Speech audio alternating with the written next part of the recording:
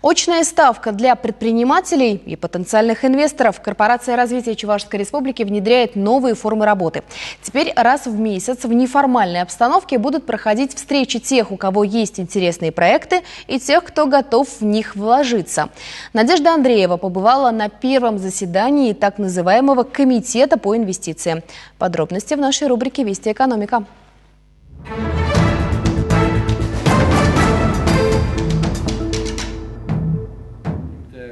За круглым столом представители банков и потенциальные инвесторы. Как уверяет генеральный директор корпорации развития Чувашии Юрий Мышинский, сейчас проектов гораздо больше, чем денег. Поэтому у тех, кто готов вложиться в идею, есть неплохой выбор.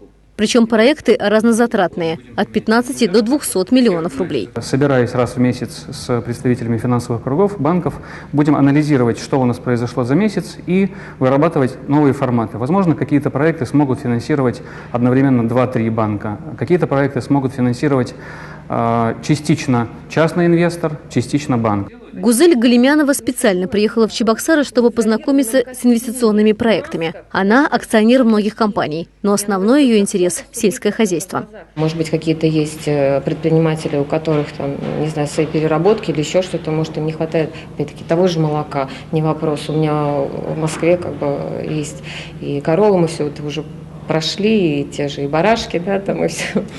Вот, поэтому, но и также кормозаготовки, опять-таки, если у вас есть поселение, у кого-то есть свои, часто покупают, да, там и так далее, тоже можно заняться кормозаготовкой. То есть в зависимости от того, наверное, может, даже с сегодняшней встречи мы поймем, чем мы будем заниматься. Предприниматель Михаил Павлов планирует заниматься выращиванием овощей в теплицах. Ставку делает на огурцы. При грамотном подходе можно собирать за год до 4 урожаев. Проект получился затратный – более миллиарда рублей. Чтобы на 6 гектарах земли теплицы работали нормально, нужны немалые электрические и газовые мощности. Площадку для своего проекта предприниматель уже нашел в Мариинско-Посадском районе.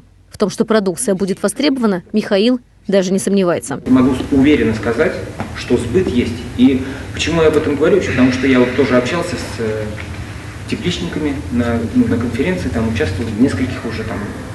Со сбытом проблем практически нет. Москва все забирает.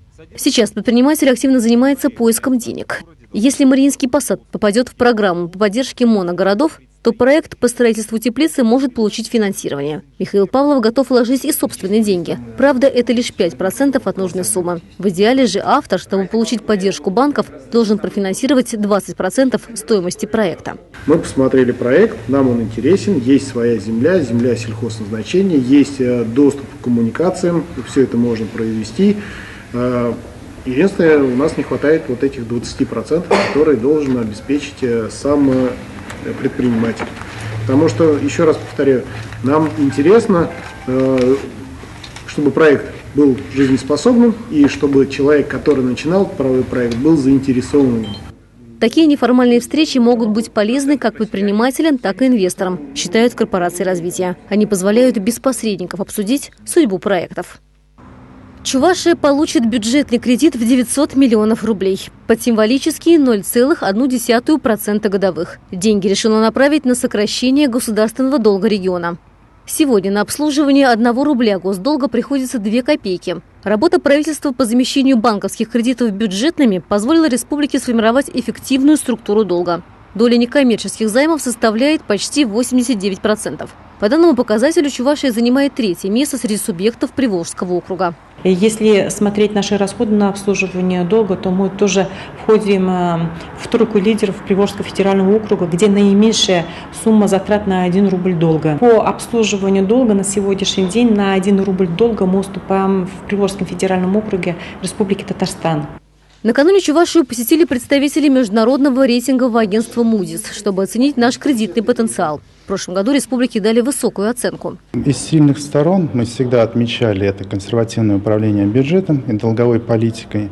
В принципе, это позволило республике удержать рейтинг на достаточно высоком уровне в среднем по стране, если сравнивать с рейтингами других эмитентов в региональных местных администраций. Рейтинг республики в настоящий момент на уровне BA3. Отметим, что высокий кредитный статус нашей республики подтвердило еще одно международное агентство – Fitch Ratings, разместив Чувашию на уровне BB+. Такую же оценку имеют Красноярский край, Тамбовская и Московская области.